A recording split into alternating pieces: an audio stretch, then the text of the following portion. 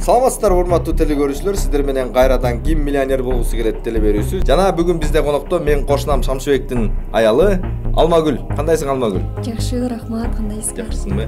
Алмагүл, дароо суроолор көтөрүлү. Анда эмесе биринчи суроо, эмне үчүн сенин күйөөң Шамшыбектин постоянно башы ооруп жүрөт? Вариант Ö. Сен анын мээсин кашык менен жейсиң. Вариант Ü. Сен анын мээсин вилка менен жейсиң.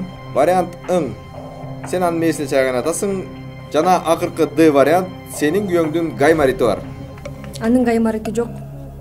Анткени анын гаймаритин дарылайбыз деп 52 миң сом коротуп 17 жолу тештиргенбиз, бак ошондон кийин мурду менен сүйлөп калган.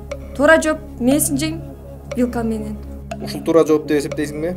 100% уверен. Туура эмес, Алмагүл. Неге туура эмес? Сенин күйөөңдүн гаймарити бар. Силер 17 жол тештирсеңер дагы, 52 миң сомго дары алсаңар дагы, анын гаймарити айыккан эмес. Азыр бети шишип жүрөт анын, Алмагүл. Сен каякта карап жүрөсүң? Мен аны курут жеп жүрөт экен деп атпаймын. Кайдагы курут, Алмагүл? Сен Шамшыбекти азыр эле Аляра ден соолукту чыңдоо борборуна алып бар.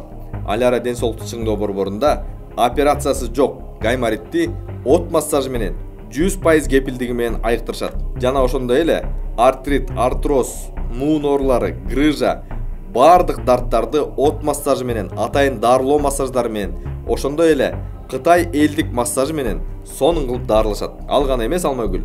Алярага атайын Европадан бери келип дарыланып түшөт. Ушуну рас айтып койдуңбай?